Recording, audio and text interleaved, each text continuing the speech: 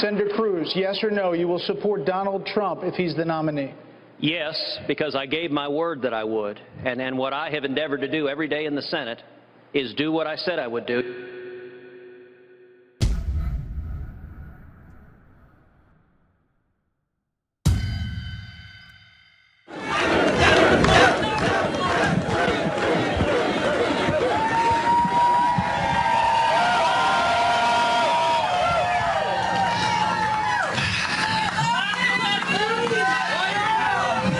Let me say to Heidi, who has been such an extraordinary warrior, a partner, a wife, a mom, an unflappable voice for truth, no matter the storm raging around her.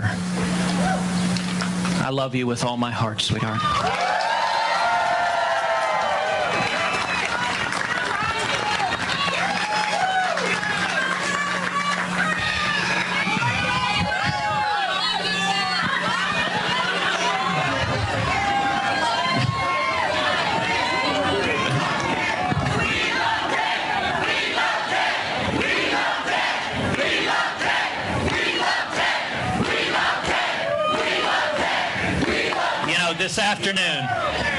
This afternoon is really for one very simple purpose, and it is to say thank you to each and every one of you. Thank you from the very, very bottom of our hearts.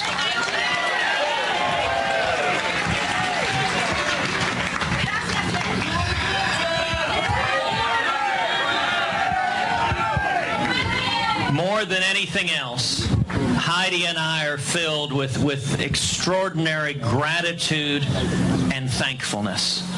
Together, the men and women here, we have been part of an amazing journey.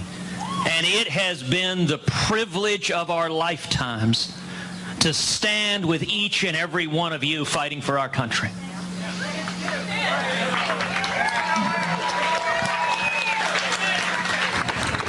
The men and women gathered here today, you are patriots.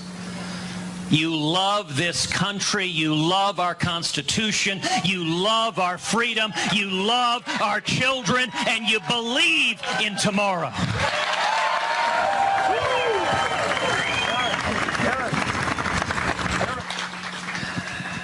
You know, this campaign, I believe, was about a lot more than one campaign or one candidate. This was a movement all across this country. You know, I'm reminded over and over again of the inspiration we receive. Some people would ask on the campaign, do you guys get tired? Do you get beaten down by all the nonsense? And the answer I would give over and over again is no. I am inspired, and I'm inspired by each and every one of you.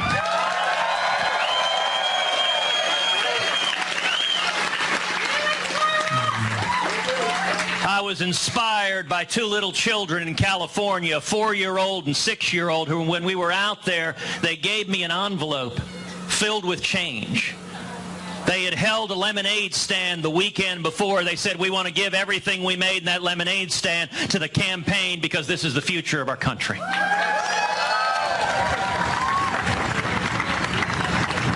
I'm inspired by a gentleman in North Carolina who sent an email to our campaign. He said, I'm retired. My wife and I, we're on Social Security. He said, every month we send $200 to the campaign. He said, a couple of weeks ago, my wife fell and broke her hip and just had to have surgery, and we can't send our $200 this month. I just wanted to email and say, I'm sorry we don't have the money this month, but we're with you.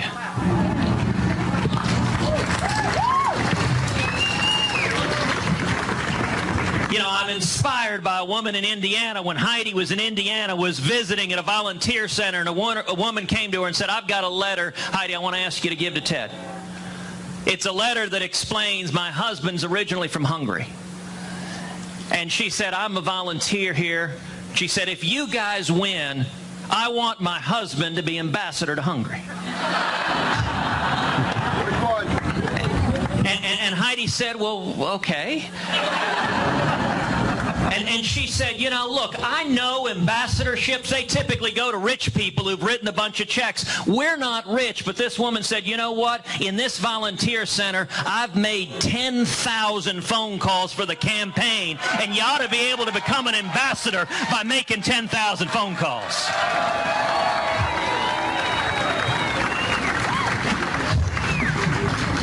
And all Heidi could say was, you're absolutely right. You know, I'm inspired by a woman in Iowa who picked up Heidi at the airport. She was driving the bus to and from the parking lot at the airport. She homeschooled her kids. And every week she volunteered on the campaign. She had all of the burdens of life, all of the time of her family, of work, and yet fighting for this country was worth it for every waking moment she could do.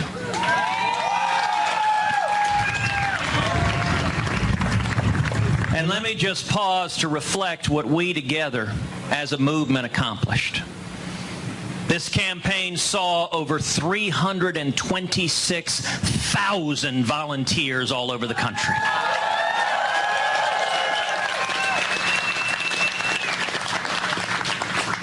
Collectively, we raised over $92 million, more than any Republican in primary history.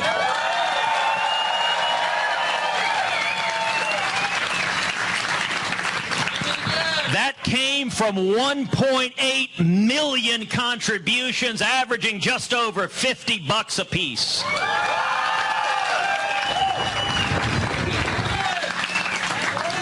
And together this campaign earned nearly 8 million votes, won 12 states, won nearly 600 delegates, and astonished the Washington establishment.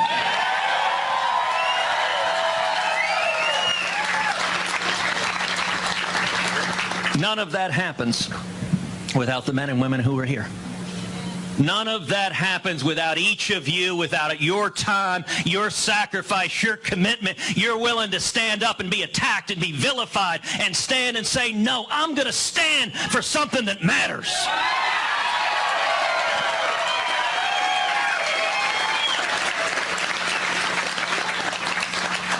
What an incredible privilege. You know, I'm reminded of one of my favorite scenes from cinema. The opening scene from the movie Patton, where Patton walks out in front of a gigantic American flag. And he stands up and he speaks about how in this war, that every one of us, as he said, the object is not for you to die for your country, it's to make the other fella die for his country.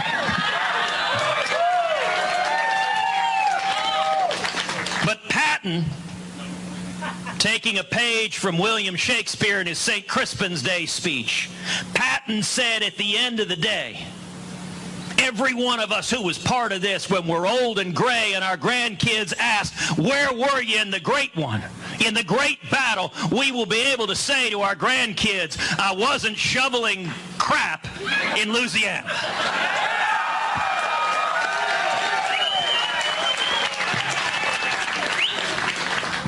And I got to say, I feel very much those sentiments expressed by Patton, that when we are old and gray, and Caroline and Catherine, I hope, give us a passel of grandkids, that we can tell them we stood with the men and women who were fighting for this country, who were fighting for our freedom.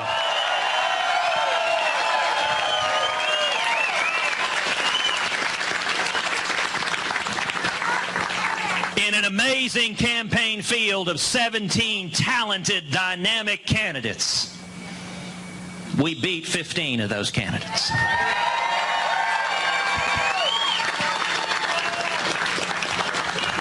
We just didn't beat 16. Our party now has a nominee. And I don't know.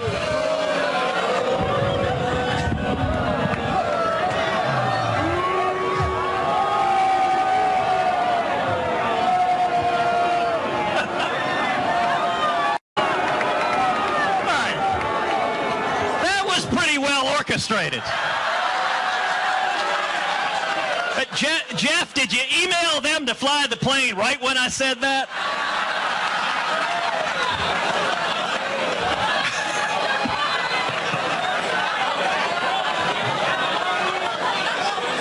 let me say to the men and women here, I don't know what the future is going to hold. I don't know what's going to happen, but what I do know, what remains unshakable is my faith in the men and women here. What I do know is that every one of us has an obligation to follow our conscience.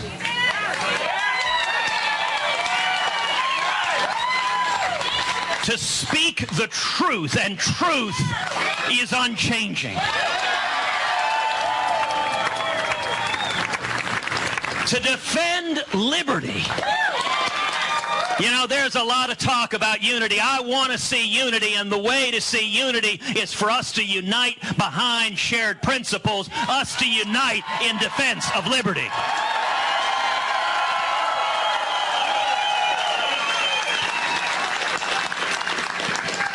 And for us to empower the grassroots.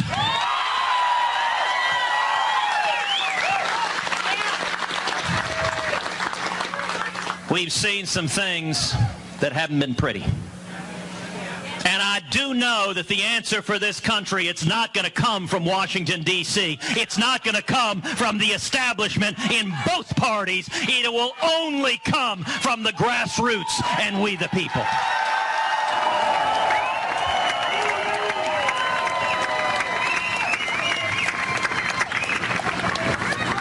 You know, one of the great things about being married, when you have a spouse who's a soulmate, who's traveling the journey with you, when you're up, she tries to keep your feet nailed to the ground.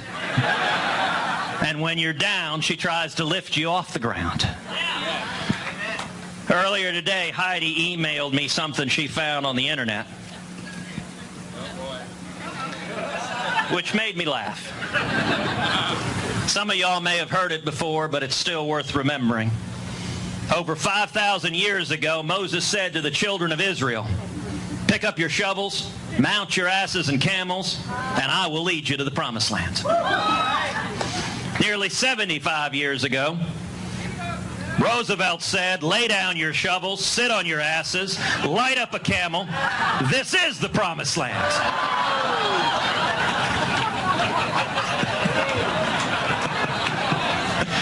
And today,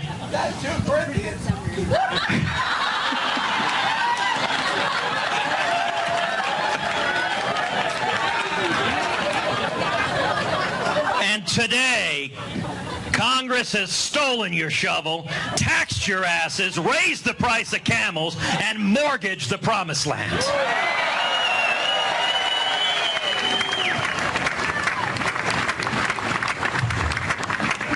And I gotta say, that sums up the frustration people have across this country, the frustration with politicians in both parties that don't listen to us, that don't do what they promise, that don't fight for the people. We need leaders who fight for the working men and women of this country.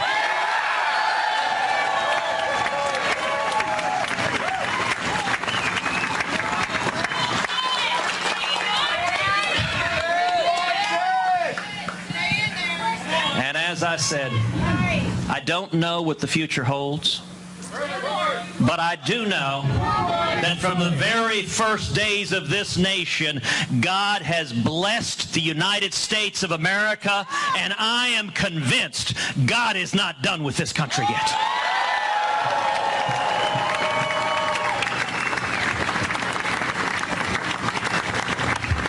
If we are faithful, if we speak the truth, if we defend liberty, if we defend the Constitution, if we empower the people, then I promise you there are brighter days ahead for the United States of America.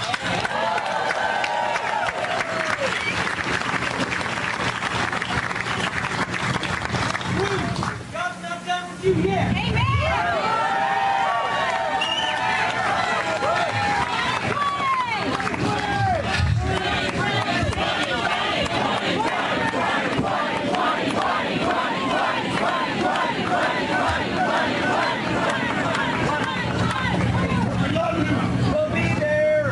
Tell you guys, many of you were in Indiana. the very last day of the campaign. I'll never be back in. Oh, God bless the great state of Indiana. God bless the Hoosier State. But I will confess to you guys, one of the things that I'm sorriest about, one of the things that I most regret is after suspending our campaign, there were a group of volunteers who had traveled the country who had bled. And I am to this day upset with myself that I could not stay and hug each of your necks. That I couldn't thank you one at a time, and I'll just confess, I didn't have the strength to do that and not break down. And we had 50 TV cameras there, and I'll tell you, I wasn't going to let those SOBs turn Lying Ted into Crying Ted.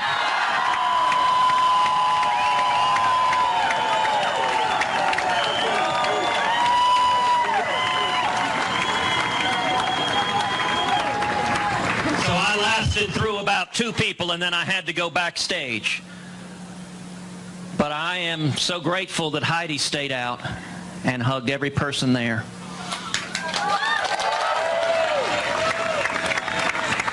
And this afternoon is simply an opportunity for us to hug you and for us to say thank you for everything you do. And we are humbled, we are privileged to do it side by side, fighting for this country that we love with all our hearts. Thank you.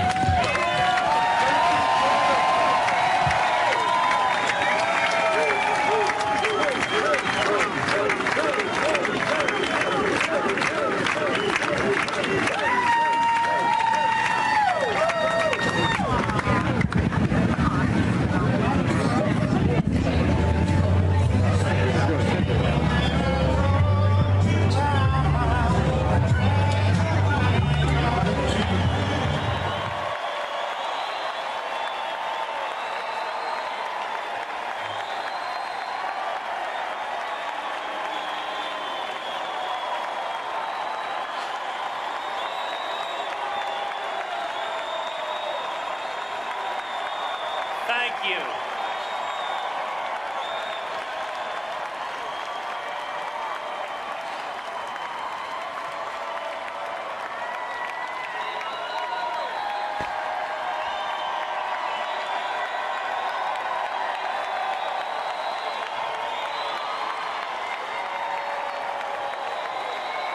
Thank you, and God bless each and every one of you. Heidi and I are so honored to join you here in Cleveland, where LeBron James just led an incredible comeback victory. And I am convinced America is going to come back too.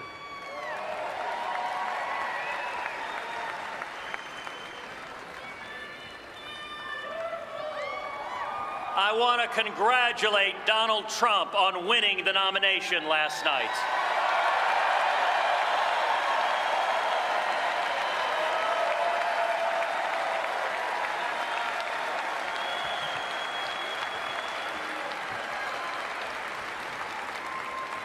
And like each of you, I want to see the principles that our party believes prevail in November.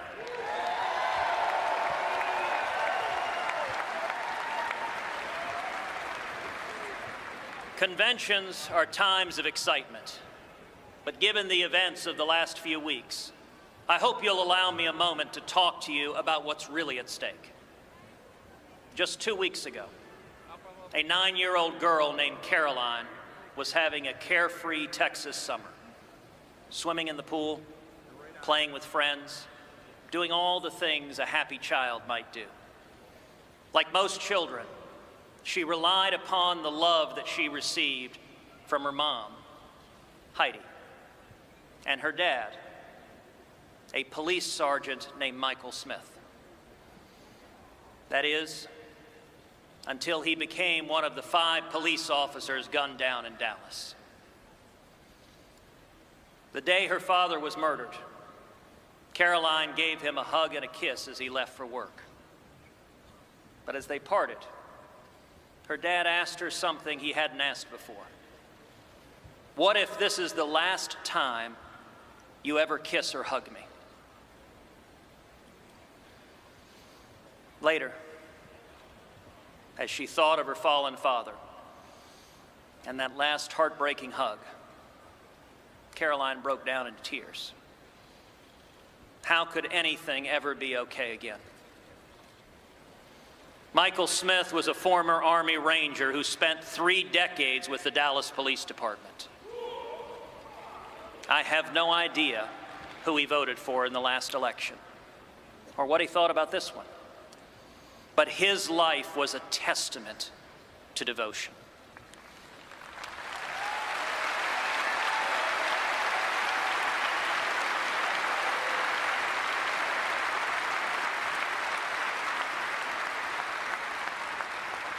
He protected the very protesters who mocked him because he loved his country and his fellow man.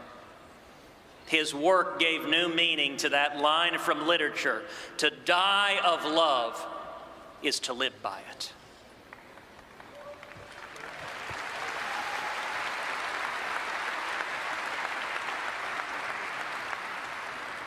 As I thought about what I wanted to say tonight, Michael Smith's story weighed on my heart.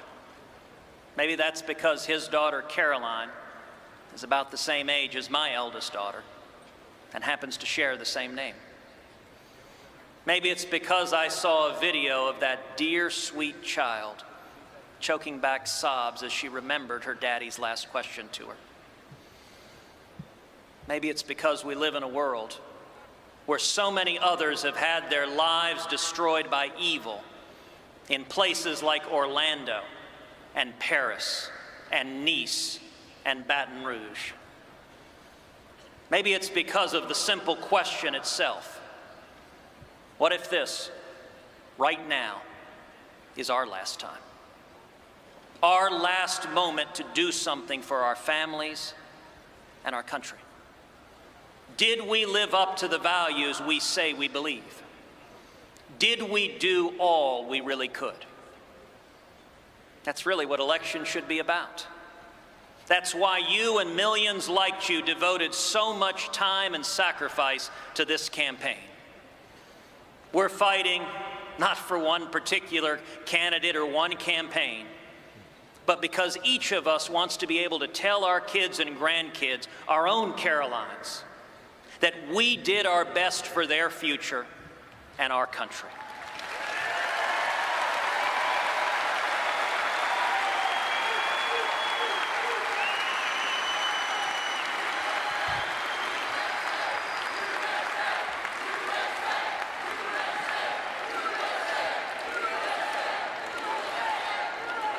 America is more than just a landmass between 2 oceans. America is an ideal, a simple yet powerful idea. Freedom matters.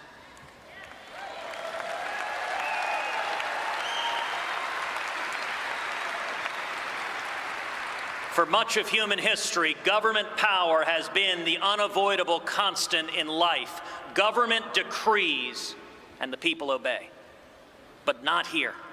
We have no king or queen. We have no dictator. We, the people, constrain government.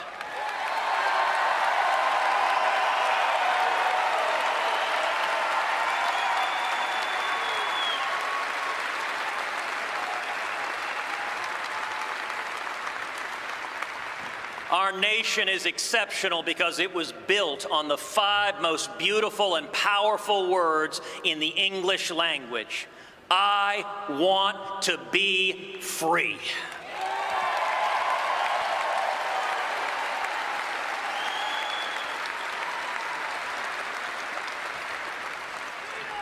Never has that message been more needed than today. We stand here tonight, a nation divided. Partisan rancor, anger, even hatred are tearing America apart. And citizens are furious, rightly furious, at a political establishment that cynically breaks its promises and that ignores the will of the people.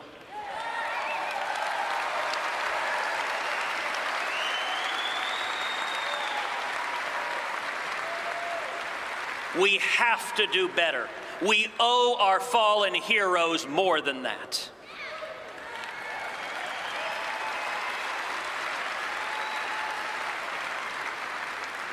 Now, of course, Obama and Clinton will also tell you that they care about our children's future.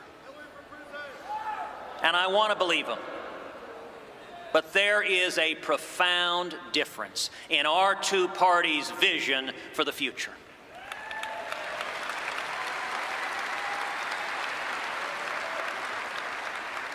Theirs is the party that thinks ISIS is a JV team, that responds to the death of Americans at Benghazi by asking, what difference does it make? And that thinks it's possible to make a deal with Iran which celebrates as holidays Death to America Day and Death to Israel Day. My friends, this is madness. President Obama is a man who does everything backwards. He wants to close Guantanamo Bay and open up our borders. He exports jobs and imports terrorists. Enough is enough.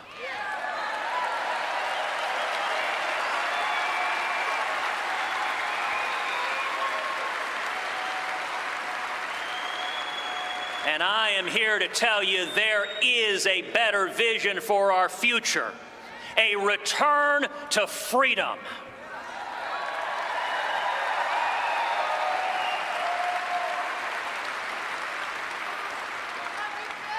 On education, your freedom to choose your child's education, even if you aren't as rich as Hillary Clinton or Barack Obama.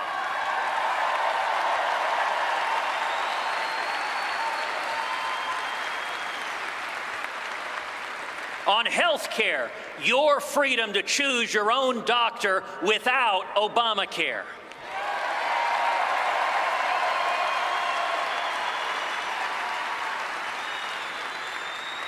On taxes, your freedom to provide for your family without the IRS beating down your door.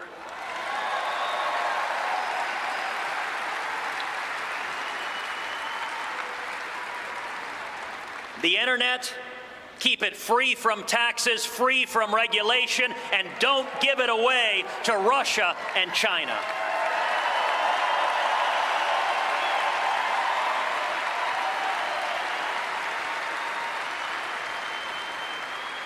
Freedom means free speech, not politically correct safe spaces.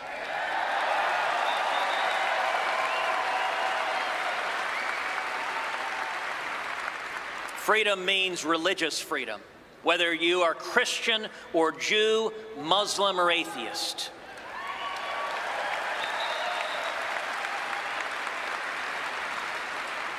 Whether you are gay or straight, the Bill of Rights protects the rights of all of us to live according to our conscience.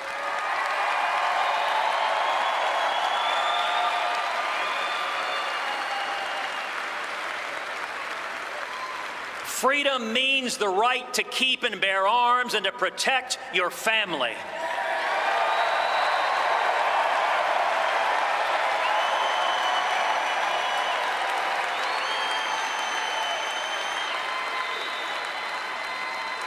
Freedom means that every human life is precious and must be protected.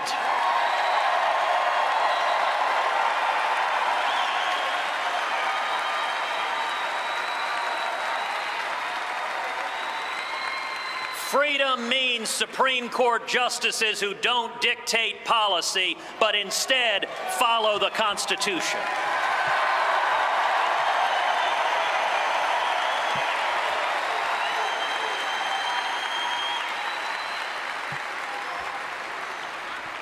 And freedom means recognizing that our Constitution allows states to choose policies that reflect local values. Colorado might decide something different than Texas. New York different than Iowa? That's the way it's supposed to be. Diversity.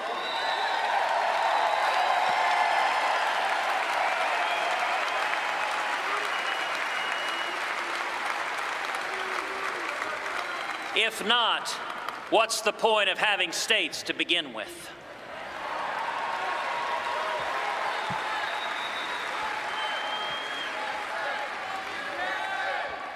Now, Hillary Clinton believes that government should make virtually every choice in your life. Education, health care, marriage, speech, all dictated out of Washington. But something powerful is happening. We've seen it in both parties. We've seen it in the United Kingdom's unprecedented Brexit vote to leave the European Union.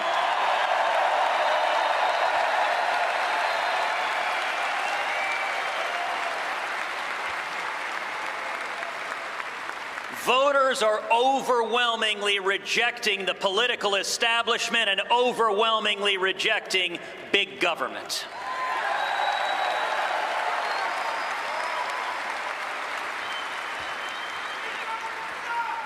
That is a profound victory, and it is one earned by each and every one of you. People are fed up with politicians who don't listen to them, fed up with a corrupt system that benefits the elites instead of working men and women.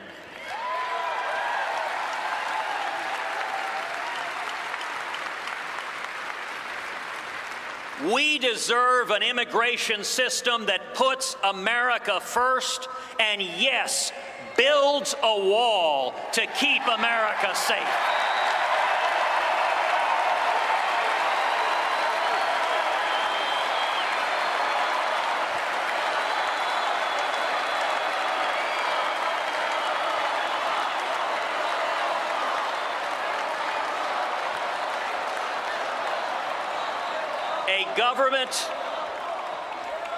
A government that stops admitting ISIS terrorists as refugees.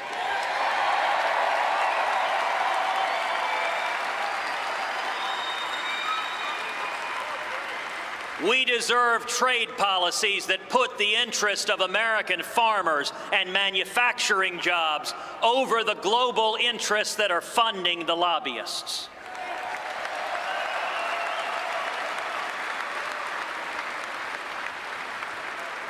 And if we stand together and choose freedom, our future will be brighter.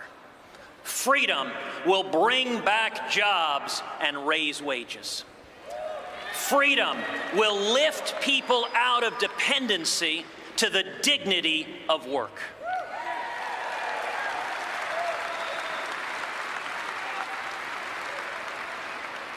We can do this. 47 years ago to this day, America put the very first man on the moon.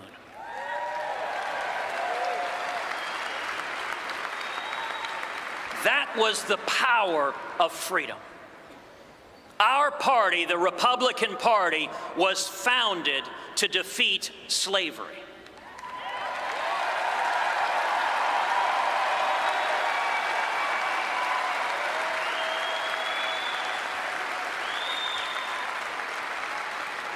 Abraham Lincoln, the first Republican president, signed the Emancipation Proclamation.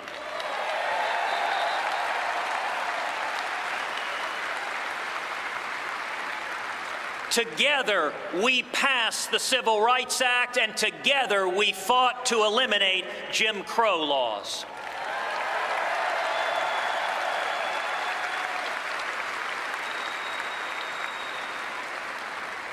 That's our collective legacy, although the media will never share it with you. Those were fights for freedom, and so is this. Sergeant Michael Smith stood up to protect our freedom. So do the soldiers and sailors and airmen and Marines every day fighting radical Islamic terrorism.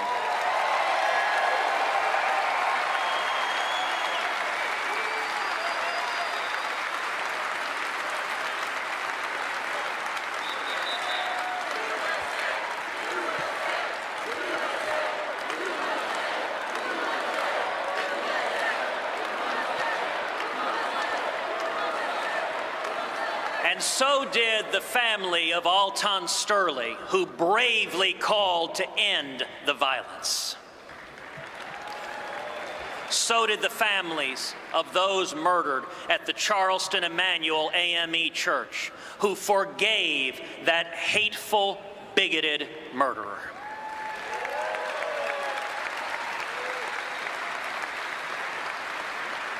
And so can we.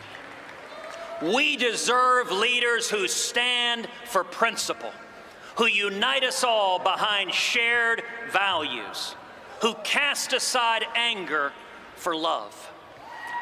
That is the standard we should expect from everybody. And to those listening, please don't stay home in November.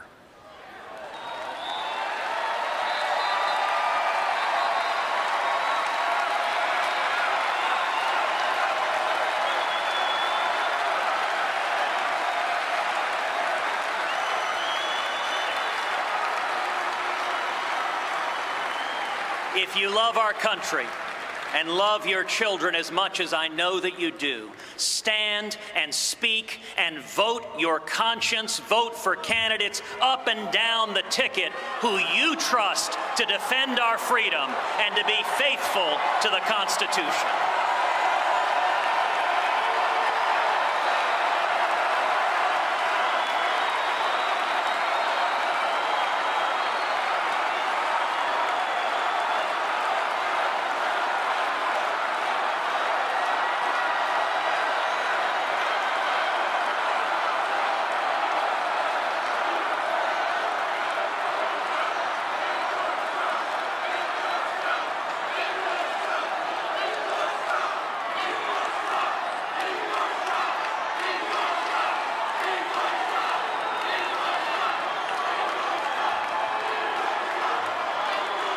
Appreciate the enthusiasm of the New York delegation.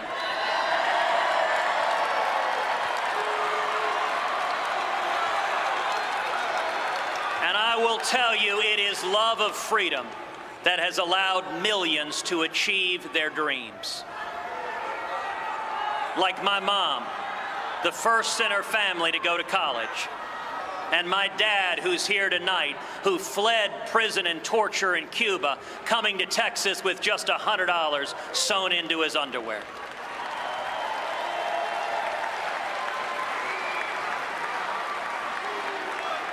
And it is love that I hope will bring comfort to a grieving 9-year-old girl in Dallas. And God willing, propel her to move forward and dream and soar and make her daddy proud. We must make the most of our moment to fight for freedom, to protect our God-given rights, even of those with whom we don't agree, so that when we are old and gray, there's booing going on here, and when our work is done, and we give those we love one final kiss goodbye, we will be able to say, freedom matters, and I was part of something beautiful.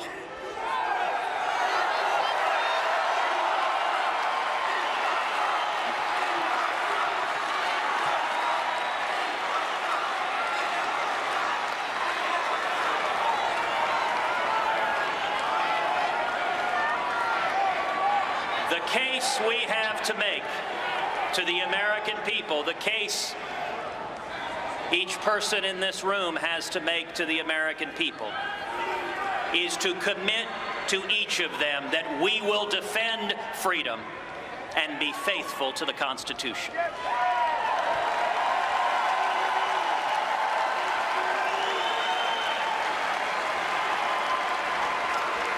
We will unite the party, we will unite the country by standing together for shared values, by standing for liberty. God bless each and every one of you, and God bless the United States of America.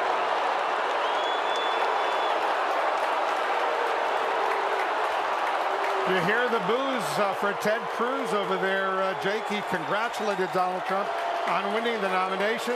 And you see Donald Trump over there just walk into the hall. These people are pretty much disappointed they did not hear a robust endorsement of Donald Trump.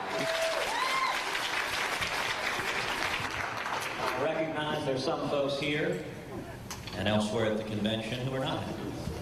That's right. That's all right. You know, I'll say something to the folks here. Everyone here got involved in politics because we believe in something. I want you to think back when you first got involved in the political process, when you first started supporting a candidate, when you first ran for office. Why is it that you did it? What's it about? What are you fighting for?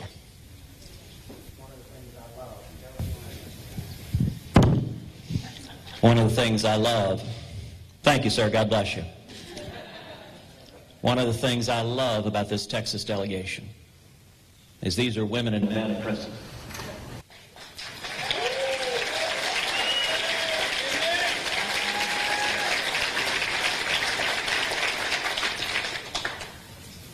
It has been the greatest privilege of my life to represent each of you in the United States Senate. When I was sworn in as a senator, I took an oath to defend the Constitution.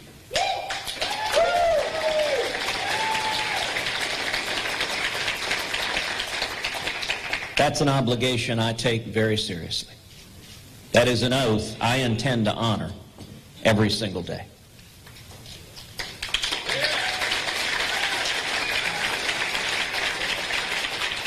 In addition to the Constitution, I have an obligation to every man and woman here, and every man and woman in the state of Texas. I work for you. I work for you, and you have every right, and I would say even a duty, to hold me accountable. That's why I'm here this morning. Would have been the easiest thing in the world to turn tail and run, but that ain't going to happen.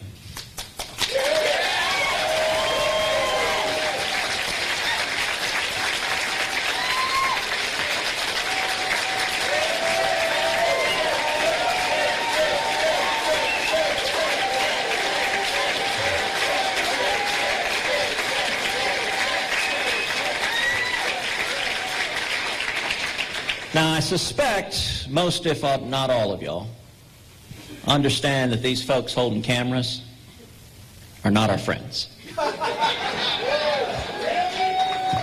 They're not here because they want to have a beer with you.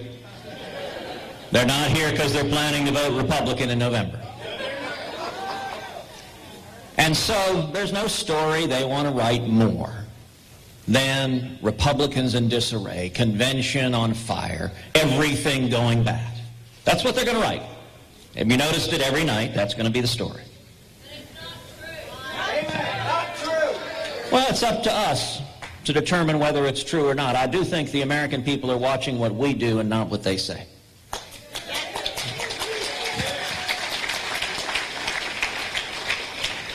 You know, I can tell you last night, when I addressed the convention because Donald Trump asked me to. And when Donald asked me to, he didn't ask me to endorse. And indeed, 3 days ago, I talked on the phone with him and told him I'm not going to endorse you. Why not? That's right. Well, let me answer that. Sir, I'm happy to answer that, but I'm not going to engage in a screaming fight. And indeed, I'm going to do questions and answers right now. What I wanted to do last night was lay out the principles I believe we should stand for as Republicans.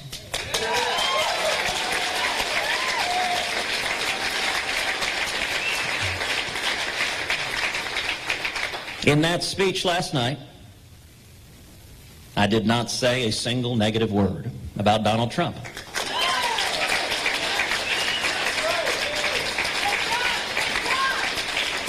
And I'll tell you this morning and going forward, I don't intend to say negative things about Donald Trump.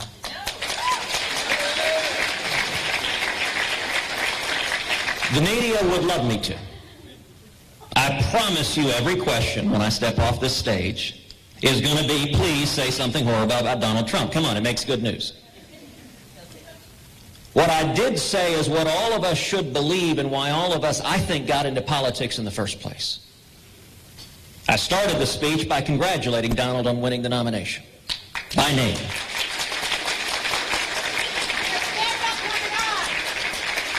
And then I encouraged folks here and at home that we deserve leaders who will stand for principle, who will do what they say. And I made a particular point to address conservatives at home. Listen, I assume there's a reason the Trump campaign wanted me to speak. They saw my speech several hours before I gave it. They knew exactly what I was going to say. I assume the reason they wanted me to speak is they believed my delivering that message would encourage people to come out and vote, and they believed it would help them. If they didn't, I was perfectly happy to get on a plane and go home. But in that speech last night, I asked conservatives at home, I asked Americans at home, do not stay home in November. That's right.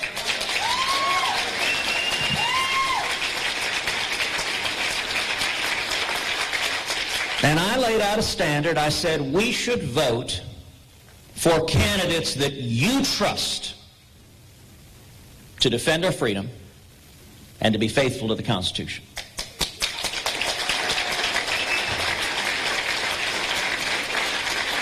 Now, I'm going to tell you right now, that's a standard I expect to be applied to me. I expect to be applied to every candidate on the ballot, from president down to dog catcher.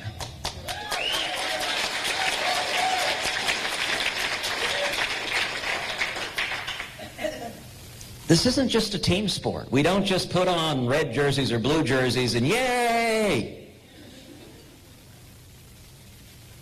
This is about principles and ideals. This is about standing for what we believe in.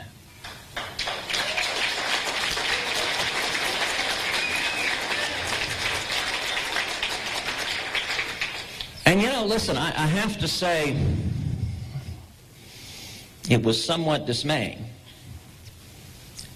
that apparently some of Donald's biggest partisans, right down front, when they heard that people should vote for someone you can trust to defend our freedom and defend our conscience, defend the Constitution, immediately they began booing. I've got to say that's a little bit troubling what they're saying.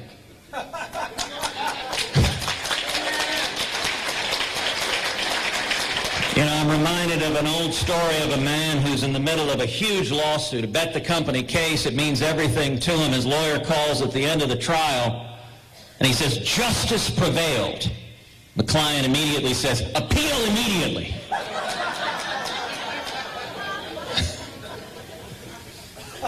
Listen, I actually thought later last night Newt had it exactly right. We want to win this race. Newt stood up and said, you know what, the standard Ted laid out, who will defend freedom? Who will be faithful to the Constitution? Newt said Donald Trump is the only candidate that meets that standard.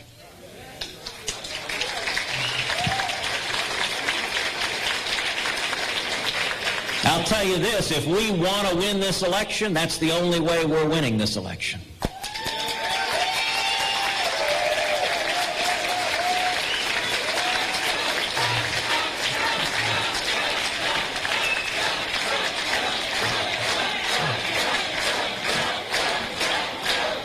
But we're going to win this election by making the case to the American people.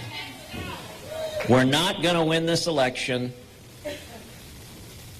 by yelling and screaming and attacking people.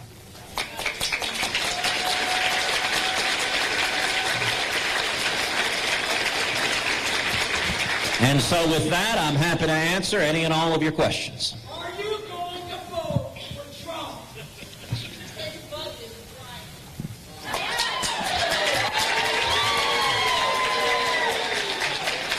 Well, thank you, sir, for your question, and I will answer it the same way I have answered it many, many times when our friends in the press have asked it, which is that I am doing what millions of Americans are doing.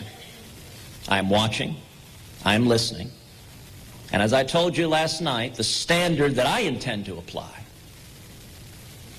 is which candidate I trust to defend our freedom and be faithful to the Constitution. I can tell you, I'm not voting for Hillary.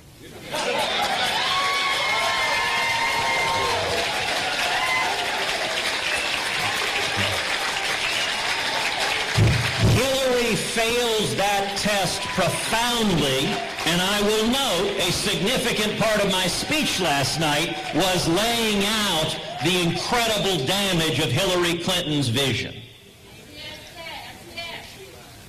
But you know, some of y'all may recall when I ran for Senate, and a lot of people here worked very hard in that race.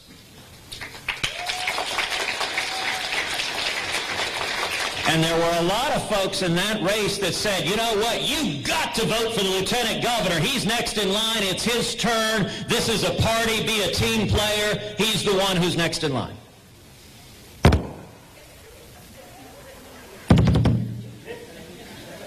And an awful lot of Texans took a different view.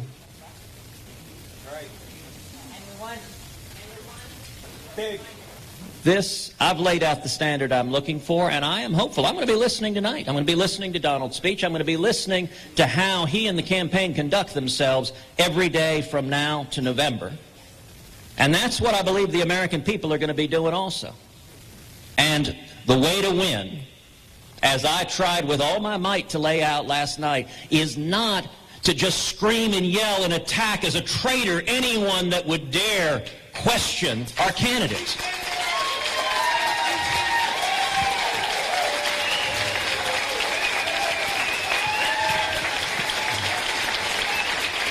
Yes, sir.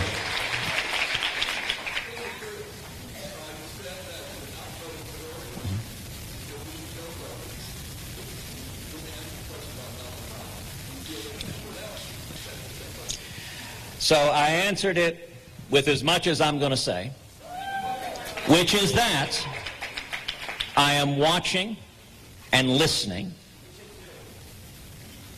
to make that decision. And when I talked about holding people accountable, I think that applies to all of us. That's what I'm doing. I am watching and listening. The election isn't today. And I am listening to the candidate. Now, what I don't intend to do is go out and throw rocks at Donald. I don't intend to criticize Donald.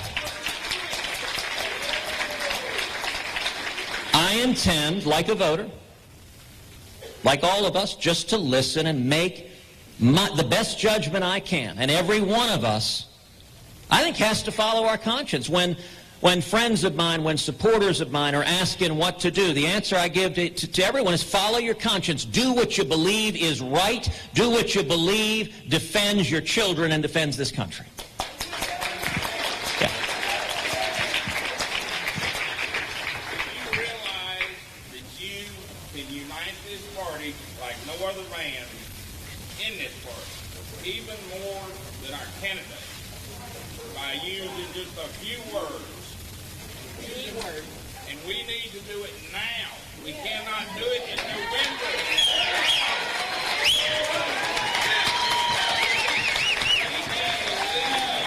leave this convention united.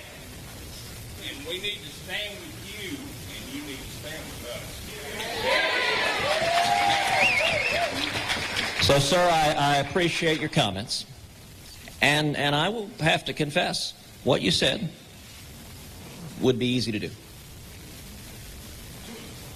How many people here are frustrated with politicians who just say anything? I'm going to answer your question. Listen, there are a lot of options that I could have taken that politically would have been a heck of a lot easier. There's option number one, which a whole bunch of people took, which is turn tail and run and don't come to the convention. There are a bunch of people that did that. I ain't one of them.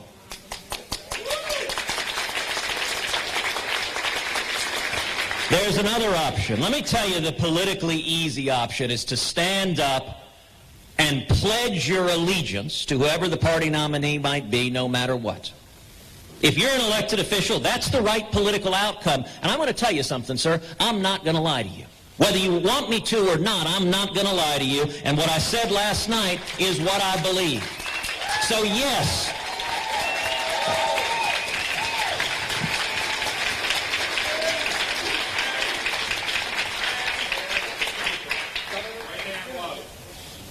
and I didn't say to support Donald Trump. I said support the party.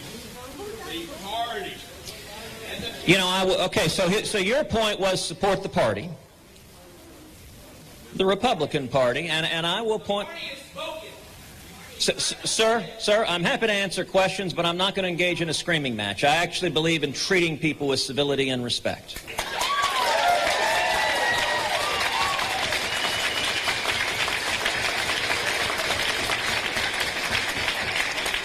When it comes to supporting the party, number one, the 4 years I've been in office, there were an awful lot of elected officials in this room and across the party and across the country that I've traveled the country, I've traveled the state of Texas campaigning for, raising money for, fighting to help elect Republicans. But let me be very clear, this isn't a social club.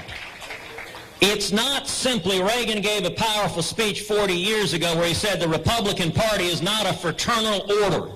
It's not just my club. We either stand for shared principles or we're not worth anything.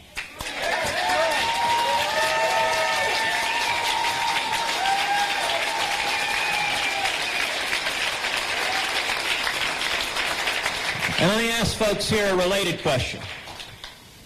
How many of y'all would like to see more leaders stand up to John Boehner and Mitch McConnell?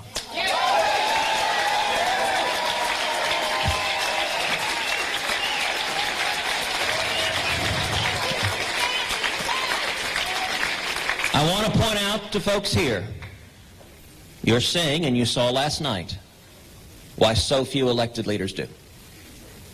Because anytime you stand up to John Boehner and Mitch McConnell, leadership screams, support the team, you're a Republican, we're our leadership, sit down, shut up, just support the team, and damn it, if that's the price, I ain't going to do it. I'm going to honor the commitments I made to the voters instead.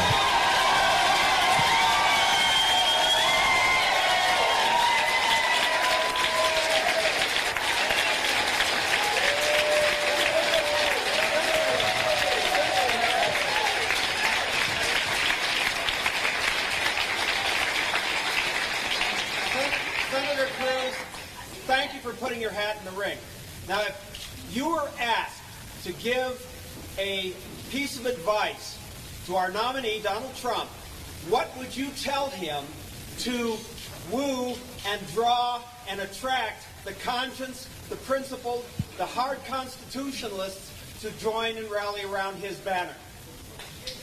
I think that's a fabulous question. And I'll tell you, that is what I endeavored to do in every word of that speech last night. That was the speech last night. You want to know another way to look at the speech last night? An outline, my very best effort is an outline to Donald Trump and their campaign. This is how you win.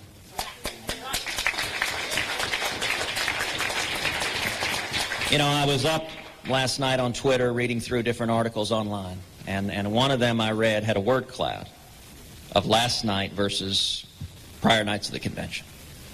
If you look at the speech I gave, the word cloud, the dominant word that's about 50 times bigger than any other word is the word freedom.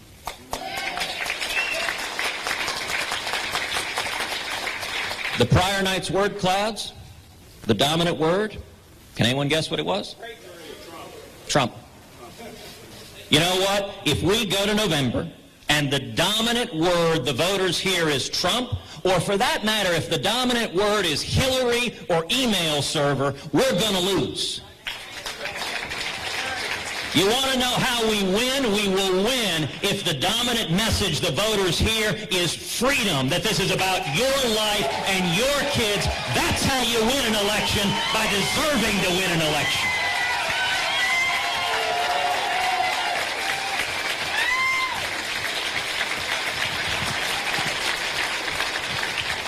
Yes, sir.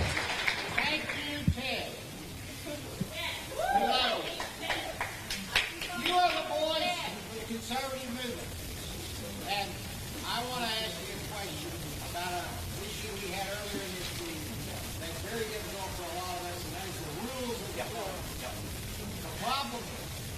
rules have evolved to disfavor principled conservative candidates. We need a change in the future. Do you agree this party must get back to the founding principles of changing our rules to give every candidate a fighting chance to win the nomination? Well, thank you for that question. You know, I will point out the rules we have are not an accident. We have those rules because people in power want those rules. And unsurprisingly, when people in power write rules, they are designed to protect and perpetuate those in power. Now, on the rules fights that happened on the Rules Committee, I very consciously stayed out of that. In fact, I wasn't in Cleveland. I was out of town. I didn't even arrive till that fight was over. I understand a lot of delegates fought passionately from the grassroots. My one comment that I made when I was asked about the rules, I said, you know, it seems to me that Republicans ought to be picking the Republican nominee.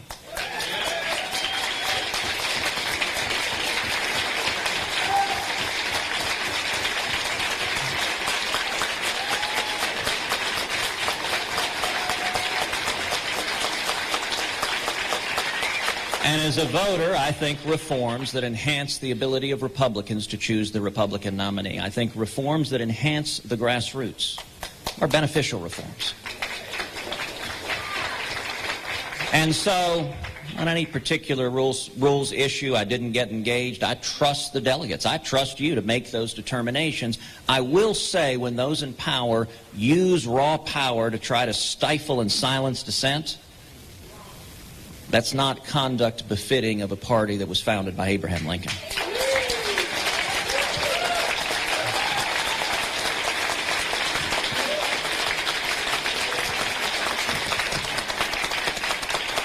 All right, we'll do two more questions. Yes? Thank you, Senator Cruz, for standing with Israel.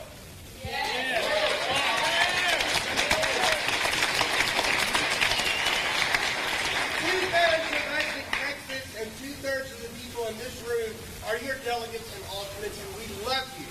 And we are so upset that the Trump people booed you when we are cheering for Trump at this point, at this convention. So I want to apologize for what they did to you.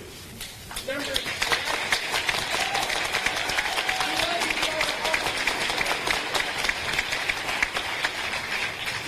Never Trump people say that we should write your name in, and I'm saying I think that's a vote for Hillary.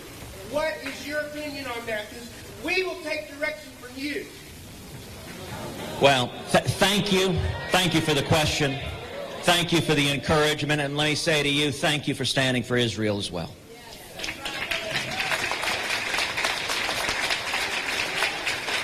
Listen, I am not encouraging anybody to write my name in. That is not something I'm suggesting that anybody do. I'm not a candidate in this race. We suspended our race on May 3rd. I was very clear. We didn't prevail in this race. I wanted to prevail in this race. We worked very hard to, but we didn't. And we lost the race. I recognize that. I respect the democratic process. I respect the will of the people.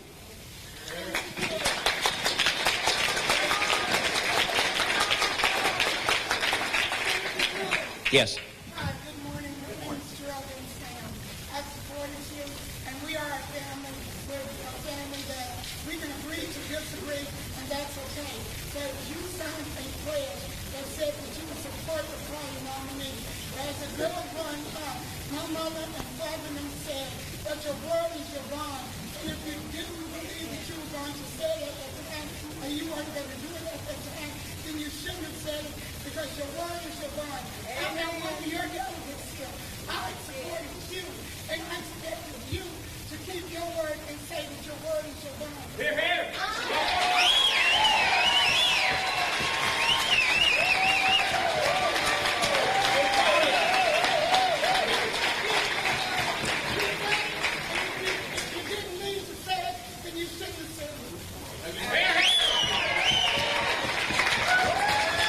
Well, thank you, ma'am, and thank you for speaking and speaking from your heart. I will tell you, when I stood on that debate stage, and they asked every candidate there, if you don't win, will you support the nominee? I raised my hand, and I raised my hand enthusiastically, with full intention of doing exactly that. And I'll tell you the day that pledge was abrogated. The day that was abrogated was the day this became personal. And as I said at the time, and I'm not going to get into criticizing or attacking Donald Trump, but I'll just give you this response. I am not in the habit of supporting people who attack my wife and attack my father.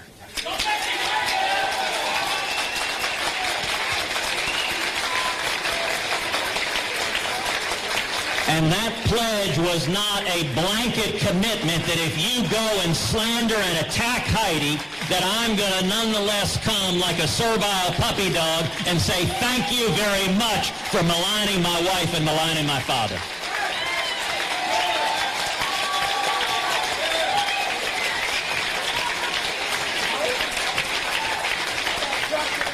And I will note, I will note, sir, you're making crying signs in the back. I will note, sir, that you might have a similar view if someone were attacking your wife. In fact, I hope you would. I hope you would. No, this is not politics. I will tell the truth. I will not malign, I will not insult, I will not attack, I will tell the truth. This is not a game, it is not politics. Right and wrong matters. We have not abandoned who we are in this country. No, sir, I do not believe that is correct.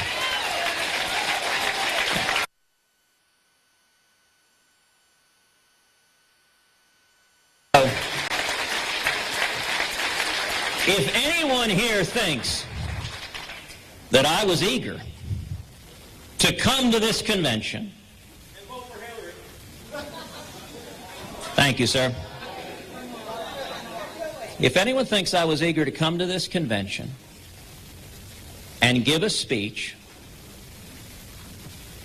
laying out, supporting a great many of the policy positions laid out by Donald Trump, laying out why Hillary Clinton is utterly unfit to be president, despite the fact that neither he nor his campaign has ever taken back a word they said about my family, I promise you I was not eager to do that.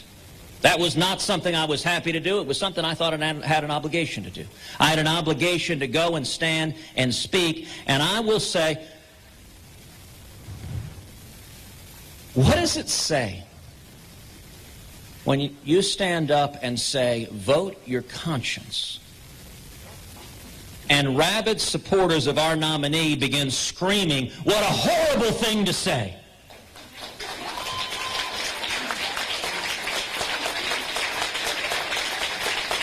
If we can't make the case to the American people that voting for our party's nominee is consistent with voting your conscience, is consistent with defending freedom and being faithful to the Constitution, then we are not going to win and we don't deserve to win. That's how you win elections.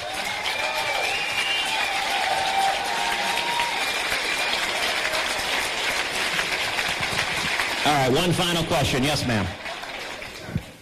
I am from the Rio Grande Valley. I met you at the Church of the King when you were running for senator and my husband was running for Congress. And I asked you, are you a man of your word? You said, yes, ma'am, I am. And I asked you, if you don't keep your word, can I address you whenever? Absolutely. And you said that I could. I know that many things were said during the campaign, ugly things, terrible things that should have never taken place. I believe what you just said, that you defend your family, the integrity of your wife, of your marriage, of your father. And I voted for you. I love you dearly, and I have great respect for you. However, I have to say that it is not about Donald Trump. It is not about Ted Cruz or Heidi Cruz or Rafael Cruz. It is about the United States.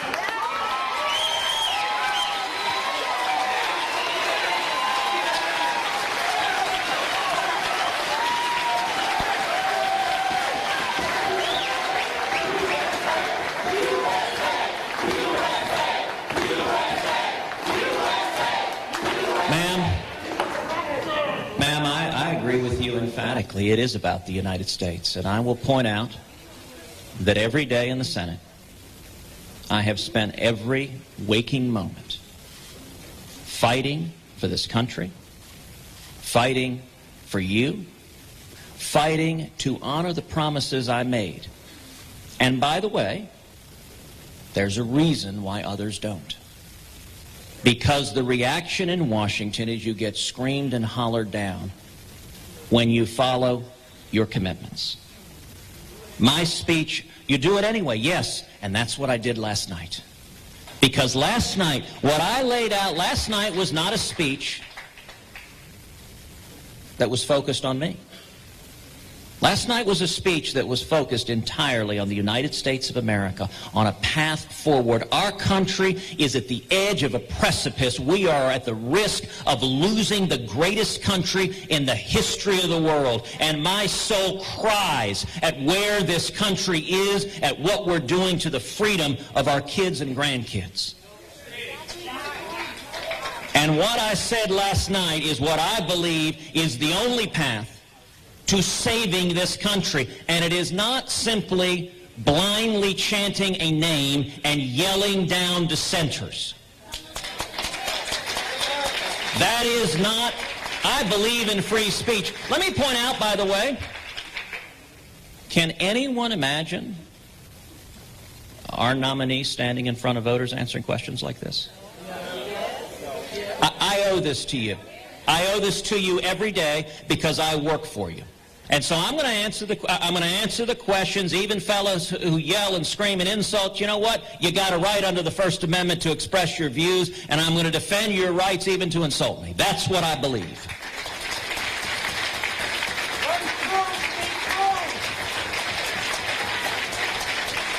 But when you said it's about the United States of America, I can tell you this. If we don't defend freedom and the Constitution, and if we don't make the case to the American people that our candidate can be trusted to defend freedom and the Constitution, we will lose, and we will deserve to lose. My speech last night was entirely about this country and how we save this country, and I am going to continue to tell you the truth each and every day. Whether or not it is politically helpful or convenient, I wasn't elected to do the convenient thing. I was elected to stand up and do what's right, and that's what I will do each and every day.